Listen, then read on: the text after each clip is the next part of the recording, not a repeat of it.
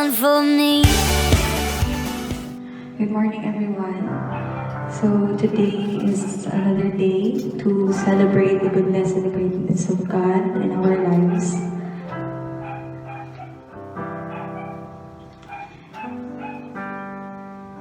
In Hebrews 13, verse 15, through Jesus, therefore, let us continually offer to God a sacrifice of praise, the fruits of lips that openly profess His name. So let us manifest His presence through singing this song.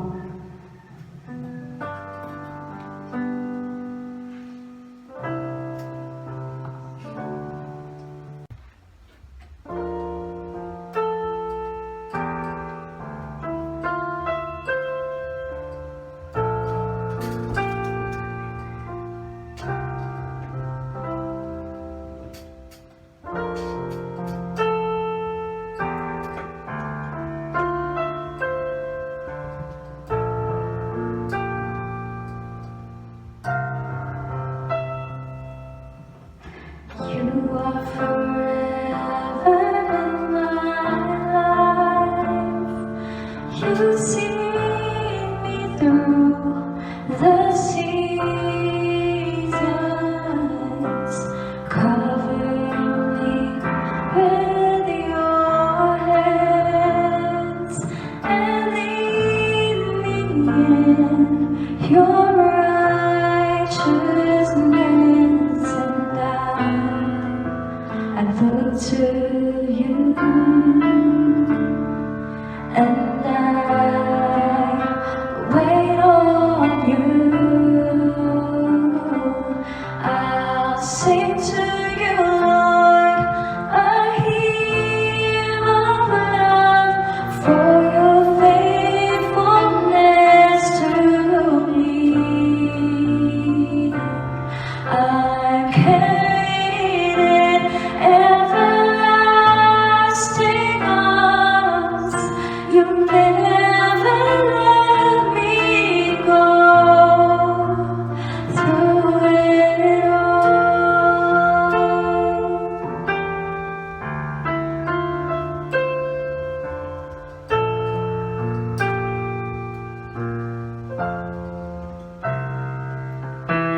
you are forever in my life. You see me through the seasons. Cover me with your hands and lead me in your righteousness, and I look to you, and I wait on you. I'll sing to you, Lord, a hymn of love for your faithfulness to me. I'm carried in everlasting arms. You'll never let me go. And I'll sing to you, Lord, a hymn of love for your faithfulness to me. I'm carried in everlasting arms. You'll never let me go. Through it all, listen, you'll never let us go, Lord.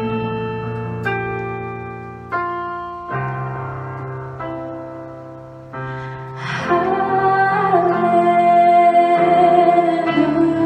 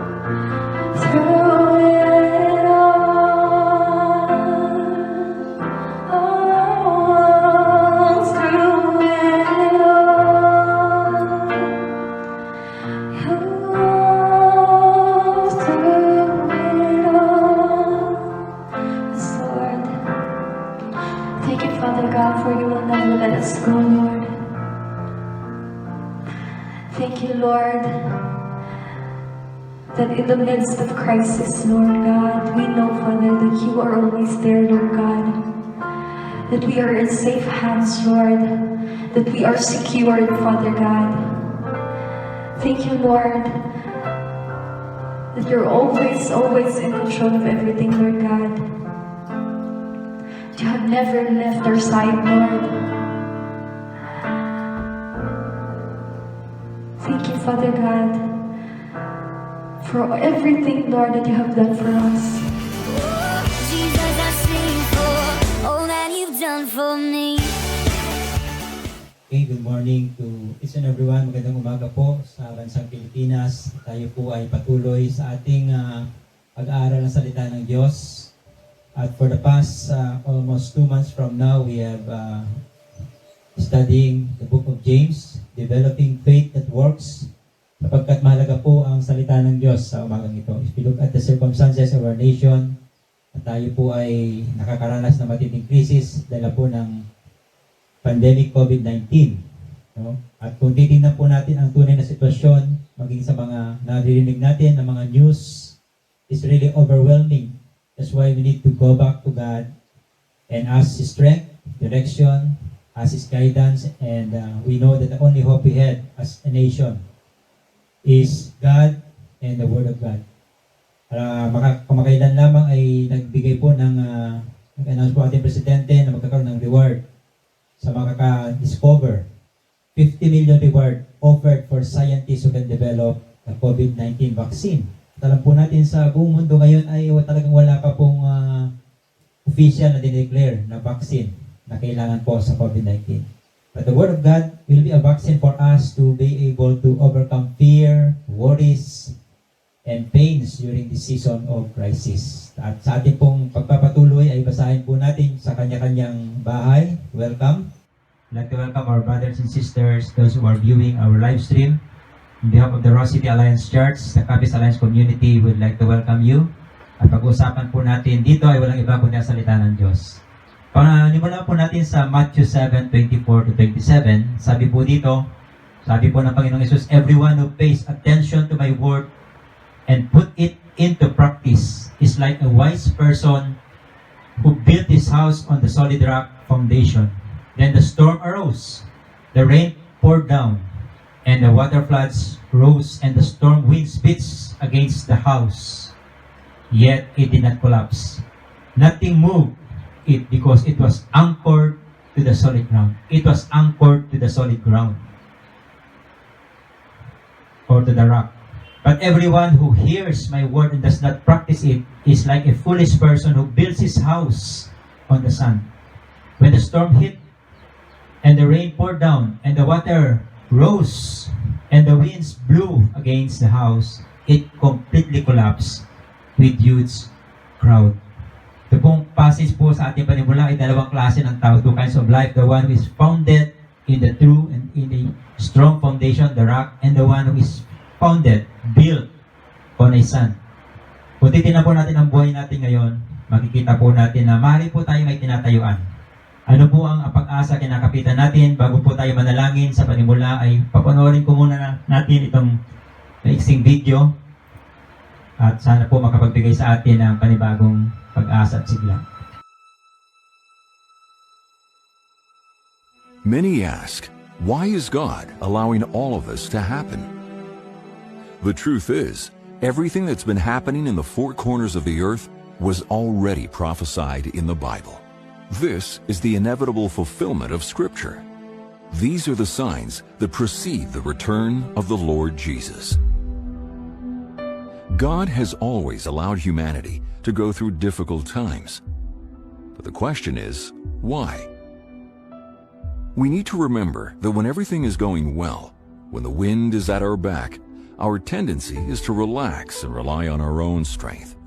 Many imagine that they are self-sufficient. They forget about God and even deride Him.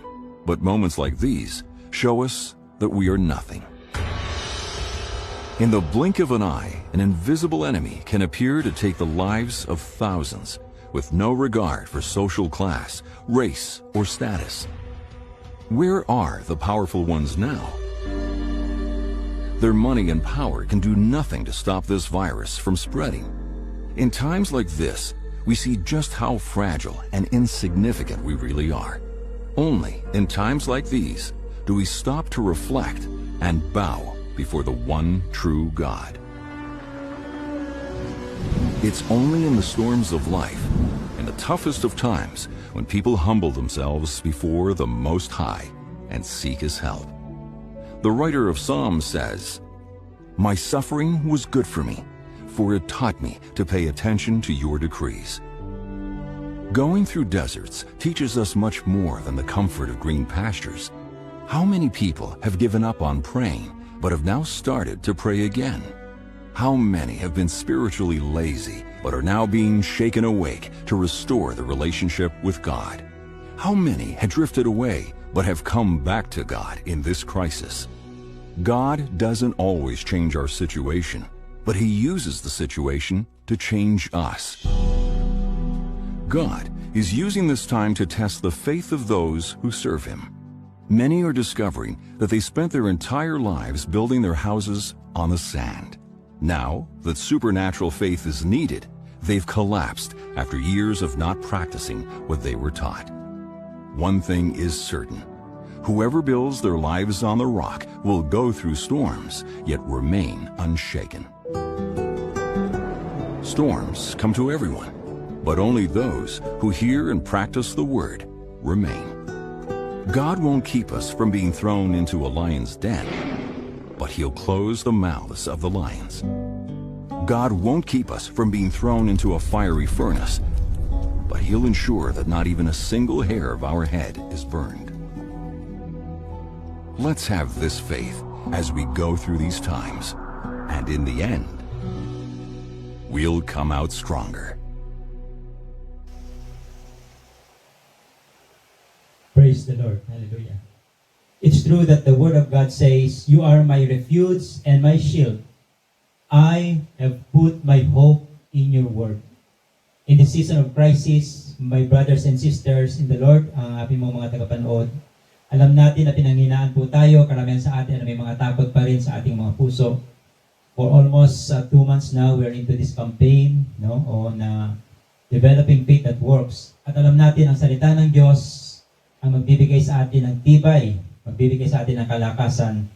As David would said in his word, "It's good for me to be able to experience tribulation, that I may able to ponder upon your word."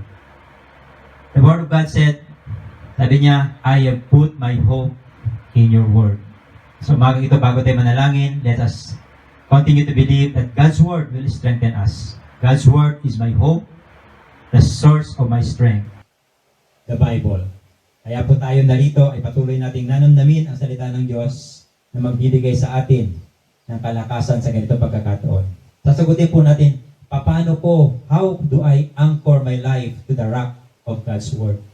Kailangan natin ang salita ng Diyos at paano tayo kakapit sa tunay na pundasyon na dapat nating kapitan, matatag, malakas at matibay. Manalangin po muna tayo. Father, I pray today that your Spirit would move us to be refreshed, to anchor our soul unto you, the unchanging God. Your word is alive and active. As we listen to your word today, may you liberate us from all fears and worries. Give us the freedom to choose what is best. That's your law. That's your word. Enable us, Lord, to be able to overcome whatever fears in our heart. And give us hope, Lord, to believe that in you, nothing is impossible. You are our shield, our protection, our very present help in times of need. Kayo po ang tunay na amin po dapat kakapitan ngayon. We will anchor our life unto you, into your word. And as we listen, may you bless your word into our hearts this morning. In Jesus' name. Amen and amen. Ito po ang sinasabi kanina ng napanood natin video. Siguro maraming tao ang binago, no? At nagbago sa mga panahon ito. Marami tayong adjustment na ginawa.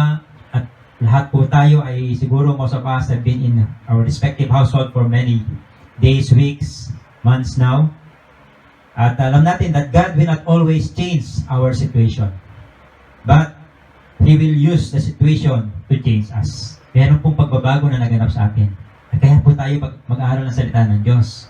Sabi po niya, when the storm arose, yung dalawa pwede natin kapitan, isang matibay o isang pundasyon na parang buhangin. The rock, I can anchor to the rock, which is the word of God, or the sun, which is unchanging. Marami po kinakapitan ng tao ngayon. But you know, everything that we are holding on today is really doesn't matter anymore. Kung may pera ka, wala nang halagang pera. Kung meron ka magandang project, negosyo, wala na pong halaga ngayon.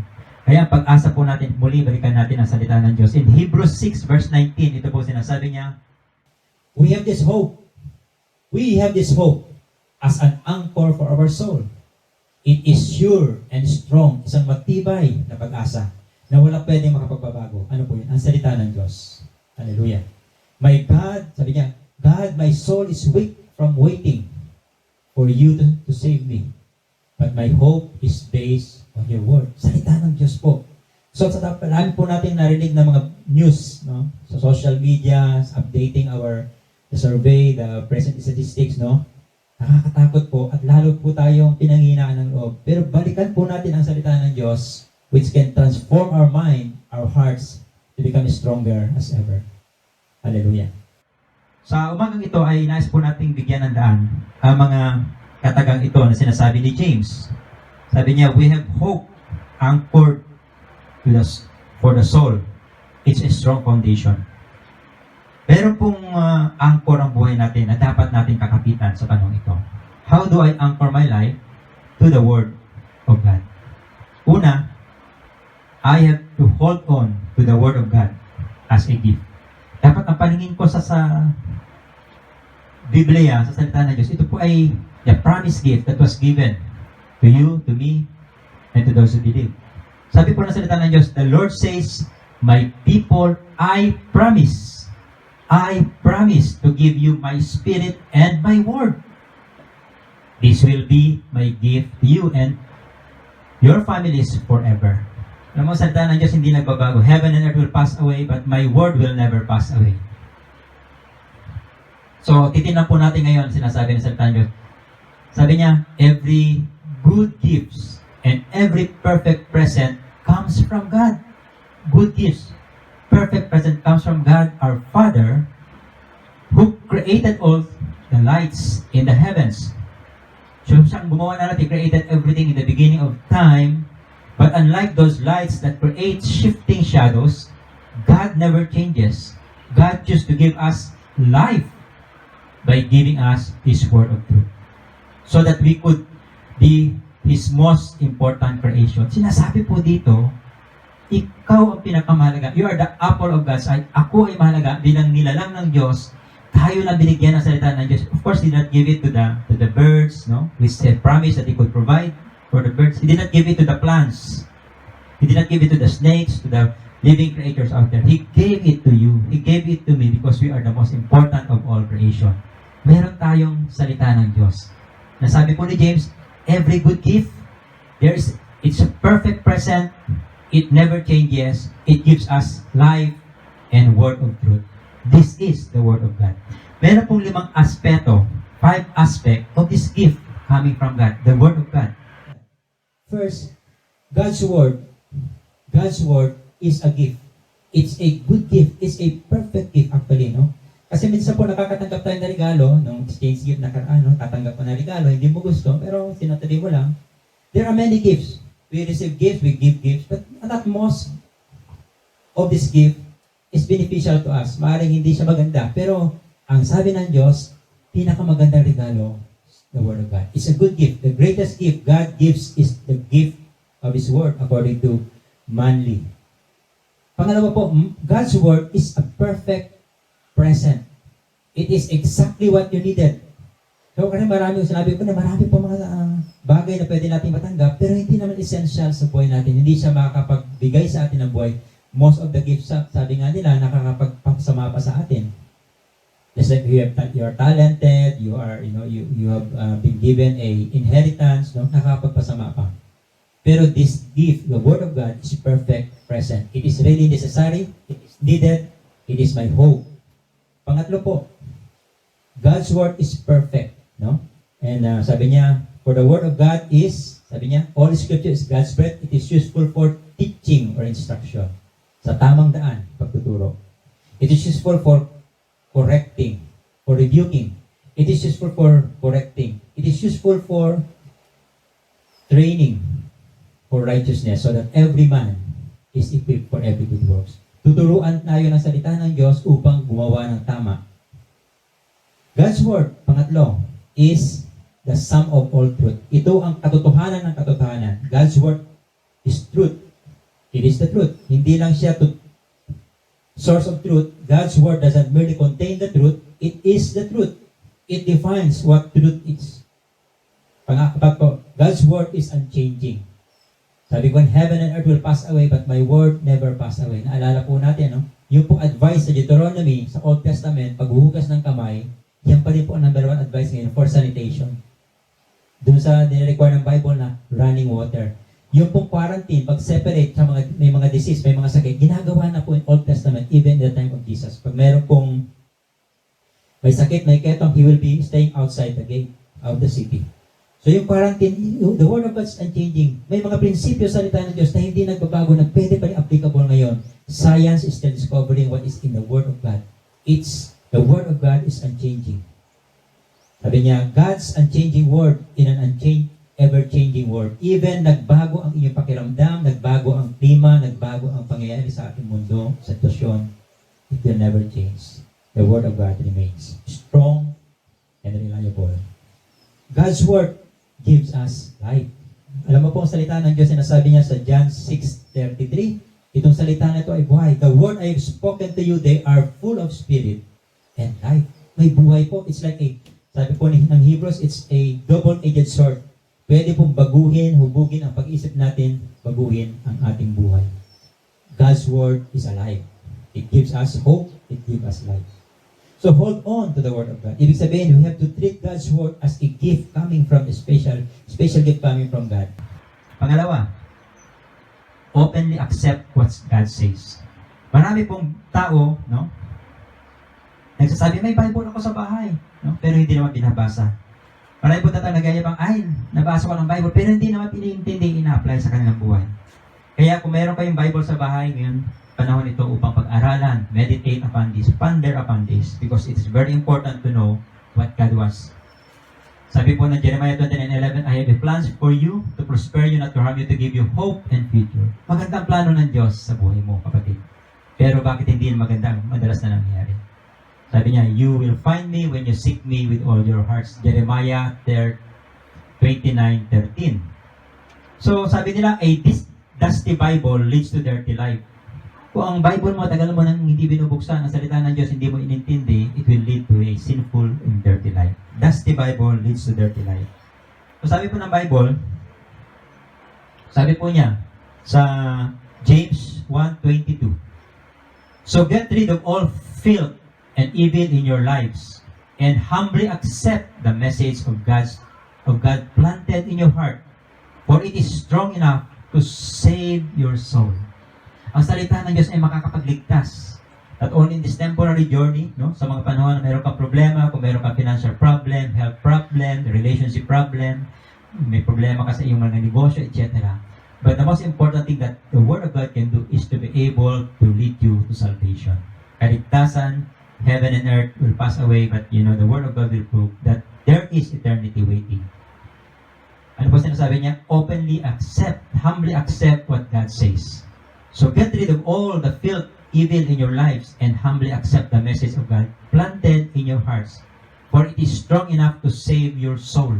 Alam mo ba na kailangan muna linisin natin ang buhay natin para matanggap natin malinaw sa atin ang mga planong inilaan ng Diyos sa atin. My friend, God wants to bless you. God wants to have your life in abundance. And yet, sometimes we cannot hear it kasi marami pong mga hadlang sa ating kaisipan, sa ating mga puso. And the Bible is clear in saying, sabi niya, weeding before seeding. Ang farmer po, bago po yan magtatanim, kailangan i-prepare muna ang lupa. You have to prepare the soil. There is an intense preparation. Ako po ngayon ay nag-garden sa aming bahay, no? Dito. At I have to do a lot of preparation. Preparing the soil is very important. Tamang lupa, tamang pinhi sa tamang panahon. Weeding before seeding. In other words, before I really understand and accept the favor of God, direction, guidance, protection, provision, the blessing of life itself, I need to get rid of all the filth and evil things. Humingi ng kapatawaran, sumuko sa Panginoong Diyos. At ito po sinasabi niya sa 2 Chronicles na madalas natin naririnig ganon. 2 Chronicles 7:14, if my people who are called by my name will humble themselves and pray and seek my face and turn from their evil ways. Sabi niya, ano sabi ng Panginoon Diyos? Then I will forgive their sin and heal the land. Pangako ng Diyos, linisin natin ating buhay, mga kapatid. Humbly accept the message God has planted. Pangatlo, ano po ang una? Hold on to the Word of God as a gift. Regalo po ito. We have to appreciate it. Openly accept what God says. Kailangan linisin natin ang mga kalikuan natin sa ating puso. Pangatlo po, ponder the promises of God daily. Hindi naman po dahil nasa krisis tayo o may panahon tayo ngayon, kundi dapat araw-araw talaga pag-aralan natin. Sabi po ng Bible, sa James chapter 1, 22-25, do not merely listen to the word, so deceive yourself. Do what it says. Everyone who listen to the word but does not do what it says is like a man who looks at his face in the mirror. Yan naman natin sa salamin, ano? Kailangan natin para makita natin ang sarili natin. Anyone who does not do what it says is like the man who looks at his face in the mirror, after looking at himself, goes away and immediately forget what he looks like. But if you keep looking intently into the perfect law that gives freedom, ito po ang salita ng Diyos, and continue to do this, not forgetting what you have learned, but doing it, then you will be blessed in whatever you do. You want to be blessed? Gusto mo sa lahat ng gagawin mo, but you will be blessed in whatever you do in all things in your life. Ponder God's word. Ponder God's promises. Day after day and after day. Sinasabi po niyan, intindihin natin, take time. This is the best time for us to really ponder upon the word of God. Ano ba sinasabi ng Panginoong Diyos? Sabi po diyan, we need to listen. We need to keep looking and looking intently and continue to do so. And then not forgetting what you have learned. Saliksikin natin, pag-aralan natin, sinasabi ng Bible, when you will find me when you seek me with all your hearts. Hallelujah. Ano po sinasabi niya? Sabi po ng Bible, si Joshua, isang batang leader, when he took the leadership of the whole Israel, sabi po ng Panginoon sa kanya, do not let this book of the law depart from your mouth. Meditate on it day and night, so that you may be careful to do everything written in it. Then, you will be prosperous and successful. You want to be successful. You want to be prosperous. Go back to the Word of God. Ponder God's promises. Meditate on it day and night. Ito po sinasabi ng salita ng Diyos. Listen. Sabi niya, ano pong listen? When you hear, you listen. Kaya po itong Word ni God being preached every Sunday, hindi lang po dito, marami pong simbahan, marami pong preacher, nagsuturo ng kaligtasan, na sentro po ay si Jesus. Salita ng Diyos, kailangan po makinig tayo. If you are been listening to good preachings, may mga pastor po na preach, do it. Listen. Pero hindi lamang po makinig. Sabi po niya, keep looking. Ibig sabihin, ikaw mismo, titingnan mo, basahin mo kung ano sinasabi ng salita ng Diyos. Keep looking intently. You study it. Ano ang pagkakaiba? Kung binabasa mo lang, yan, lilipas lang yun, wala ka matandaan. Almost 70% of what you have read will be forgotten after 3 days. Sabi, look intently is studying. Ibig sabihin, meron kang ballpen, meron kang journal, meron kang lapis. Ngayon, nakaupo ka dyan. I hope that you will take note of these things, very important things, as we study the Word of God. Hear, read, study. Keep looking intently, study. And then, ano sabi niya? Not forgetting. Kaya importante may na-memorize tayong scripture. Importante po na kung meron kang nagustuhan scripture, underline mo, go back to it, you memorize it. Do not forget it because sometimes, meron kang problema related dito, meron kang dudukutin. You cannot give what you do not have. The Holy Spirit will guide you only based on the truth, based on the word that you are claiming. So memorize po tayo ng salita ng Diyos. Pero hindi lang yun, magpapatayon kita. Ano mang ginagawa mo, you can meditate upon the Word of God. Pag-isip-isipan mo, bulay-bulayan mo, ponder upon it. Ito po ang kailangan natin sa panahon ito. Kapitan natin. We need to hold on and ponder upon the scripture. Paano po? Paano po sa panahon ng problema, kailangan natin to hear, to read, to study, memorize, and meditate. Sabi po, kinapakinggan natin, faith comes from hearing and hearing the message. Paulit-ulit. You read it sa Revelation, sabi po ng Bible, sabi po sa Revelation, blessed are those who read and study the prophecy of the scripture. And then we have to study, no? Sabi po ng Bible, the Bereans are more noble in character than the Thessalonians because they study the word of God. What Paul is saying, pinag-aaralan po nila ito, tinitingnan nila kung ayon po ito sa scriptures. And then, of course, it's very important not only to study, but to memorize, no? To memorize it. Your word, Lord, is a lamp to my feet and a lamp to my path. And of course, meditate upon it. Sabi po ng Bible, sabi po, sa Psalm chapter 1, si David mismo ang nagsasabi, sabi niya, do not let this book depart from your mouth, but meditate on it day and night. Sabi po ng Bible sa Psalm chapter 1, verse 2 and 3. Sabi po ng Bible, do not let this book depart from your mouth, meditate on it day and night. His delight is in the law of the Lord.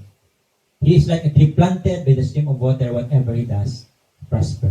Kahit sa kalagitnaan ng init ng panahon, summer, para po siyang puno na meron po siyang pinagpupunan ng sustansya. This is the word of the Lord. Ponder upon it. Pero kung meron po yung 4, 5 na yan, hindi din po natin pwedeng hawakan, walang magdudugtong-dugtong sa kanila. The palm, stays there, is the application. Sinasabi na, continue to do this, not forgetting, but applying it, doing it, what it says, there will be a blessing. Amen? Panglima po yun. Execute and embrace what the word is saying to you. What His word is saying. Sabi po niya, do not merely listen to the word and so deceive yourself. Do it, says, what it says. Anyone who listens to the word but does not do what it says is like a man who looks at his face in the mirror. After looking at himself, goes away and immediately forgets what he looks like. But if you keep looking intently into the perfect law that gives freedom and continue to do this, not forgetting what you have learned, but doing it, then you will be blessed. You will be blessed in everything and whatever you do. This is the promise of the Lord. Execute. Gawin po natin. Practice and embrace the promises, His word. Do what it says. You want the blessing? Ito po ang mahalaga. Sinasabi po ng salita ng Diyos, you hear the word, read the word, study it, memorize it, meditate on it. And most important, gawin po natin. I-apply po natin. You know what the word of God is saying? Heaven and earth will pass away, but my word will never pass away. Mahalaga po ito. Sabi niya, do not merely listen. The most precious word of God, we need to live by it. So, meron po 5 kondisyon. Gusto mo ma-bless? Listen, keep looking intently, continue to do this, not forgetting it, but do what it says.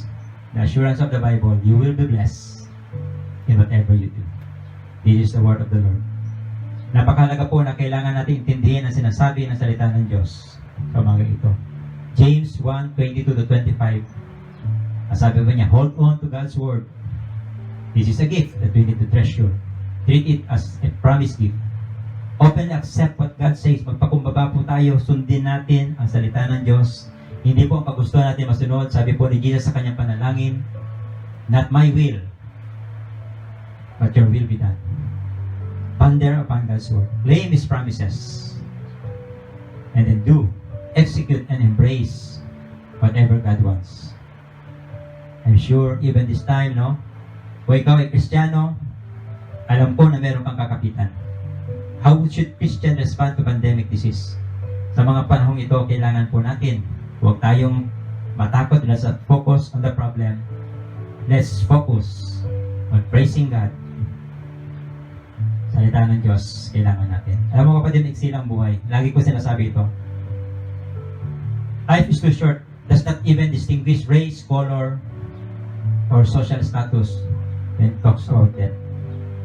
I'm not sure if I will be able to make it, but I'm expectantly praying na ako, kasama ko, pamilya ko, mga kapatiran, mga kaibigan, will be able to survive this crisis. Praise the Lord. Nangako po siya, kung hingi tayo sa Kanya, ibibigay niya. Pero kung sakali man, it is, no? Life is too short and there is eternity waiting. May nangako po siya, your light and momentary trouble is achieving for us eternal glory that far outweighs them all. May langit na naghihintay, hindi na ikukumpara sa buhay natin dito, kapatid. Kaya lang, dalawa ang pupunta ng tao. There are two options, and that options need to be decided now. Kamatayan at buhay na walang hanggan. Eternal death and eternal life. For the wages of sin is death. Ang kabayaran ng kasalanan, lahat ng tao makasalanan. Ang kabayaran to, kamatayan. Pero ang sabi ng Diyos, the gift of God is eternal life. Ito po sinasabi ng salita niya sa Romans 6:3. May buhay na walang hanggan. Nangako ang Diyos. It is free. Libre. Hindi mo kailangang pagpaguran, hindi mo kailangang paghirapan. Binayaran na ng Panginoong Yesus. All you need to do is to accept it. To accept His salvation is to accept, to humbly come before Him for forgiveness. Alam ng Diyos kung information ang kailangan natin, saan nagpadala siya ng educator. If God knows that our greatest need is technology, God could have sent us scientists. Ngayon, marami scientists at namumblema kung anong solusyon sa problema ng pandemic crisis, COVID-19. If God knows that our greatest need is money, He could have sent us an economist. If God knows that our greatest need is pleasure, God could have sent us showbiz personality, an entertainer. But God knows, according to His Word, that the greatest need is forgiveness. So He sent us a Savior. For God so loved the world that He gave His only begotten Son, that whoever believes in Him shall not perish but have eternal life. Yun po ang pangako ng Diyos. Alam niya na kailangan mo ng kaligtasan. Kailangan mo ng kapatawaran. Binayaran ni Jesus ang lahat ng kasalanan ko, kasalanan mo, kasalanan ng buong mundo in the cross 2,000 years ago. That's why we have celebrated the last Lenten season, the death and resurrection of Jesus Christ. Nangako kasi siya eh. Sabi niya, I am going to prepare a place for you in my Father's house are many. Pinagtagumpayan niya ang kamatayan. I pass on to you, sabi ni St. Paul, the most important thing, that Christ died for my sins, for our sins, according to the Scripture. He was buried, and 3 days later, He rose from the dead. He is alive. And now He was looking at the door of your life. He was knocking at the door of your life. Sabi niya, behold, I stand at the door and knock. If anyone hears my voice and opens the door, I will come in to him and dine with him, and he will be with me. Gusto ng Diyos magkaroon ng relasyon sa iyo. Kumakatok siya sa pinto ng iyong buhay. Listen to His Word. Wag po nating isara ang pagkakataong ito. Simple lamang po ang gusto mangyari ng Panginoon Diyos. Aminin mo, admit that you're a sinner.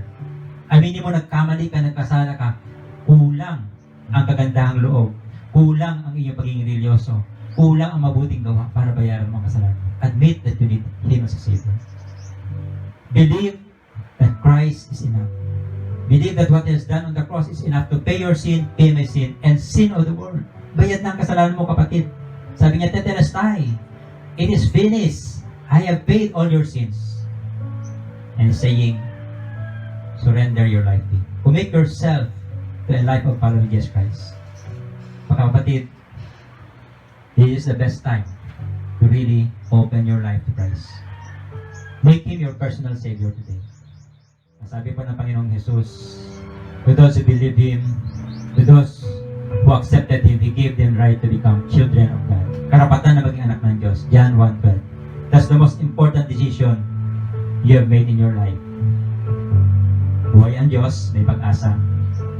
Balikan po natin ang Kanyang salita, mga kapatid. Bago ako manalangin, no?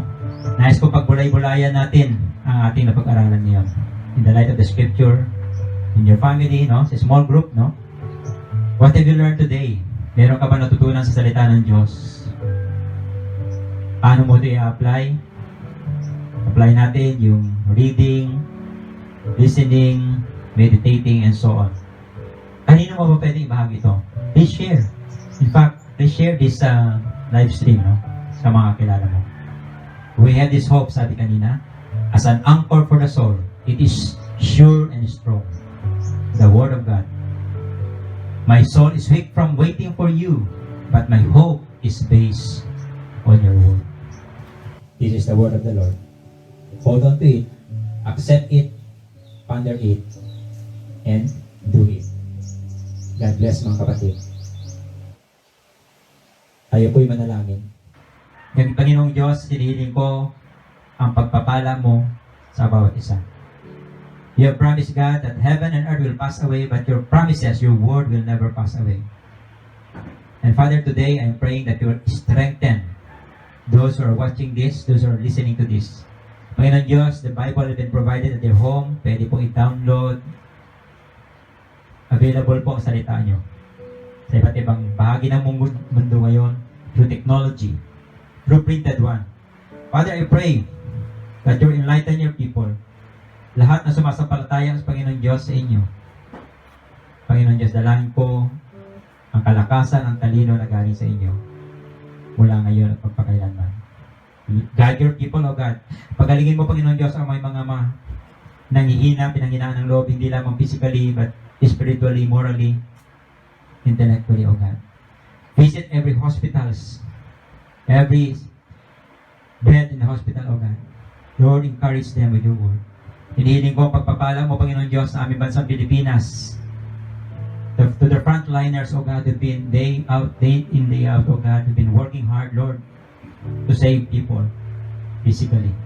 Lord, yung mga pinanghinaan ng loob, hinihiling ko na palakasin mo sila, Panginoon Diyos. May the Holy Spirit would strengthen them, O God. Inspire them. Lord, yung pa yung mga nawalan, namamahal sa buhay, nauna sa kanila, Panginoon Diyos. Yes, mend the broken heart, O God. Kayo po, Panginoon Diyos, magbigay ng pagkakataon na they will come to you, O God. You heal the broken-hearted and bind up their wounds. Sabi mo, by your wound, you are healed. Hinihiling ko, Panginoon Diyos, ang aming Pangulo ng President Duterte, ang Presidente ng Pilipinas. Palakasin mo sa patatagin ang mga agency involved, Panginoon Diyos, ang mga officials from national, local. Pagpalain mo, Panginoon Diyos. Kailangan namin ng pagbabago ng Pilipinas. Kailangan namin ng pagbabago ng bawat isa. Salamat, Panginoon Diyos. You allow these things to happen so that we will be transformed to the things that you want us to be. Panginoon Diyos, you will not always stop difficulties to happen, O God. You will not always allow change of the situation, but you want the situation to change us, O God. So thank you for your word this morning. Bless your people. Bless everyone, O God, every family out there, yung mga tao, Panginoon Diyos, na malayo sa kanilang mga mahal sa buhay. Unite them with your Spirit, O God. We come to you today because you are the God who is able to do exceedingly and abundantly more than what we ever ask or imagine, according to your power at work within us. In Jesus' mighty name. Amen and amen. God bless po. Palakpakan po natin ang Panginoon. God bless you, mga kapatid. This is amazing grace. This is unfailing love. That you would take my place. That you would bear my cross. You laid down your life. That I would be set free. Oh, Jesus, I sing for all that you've done for me.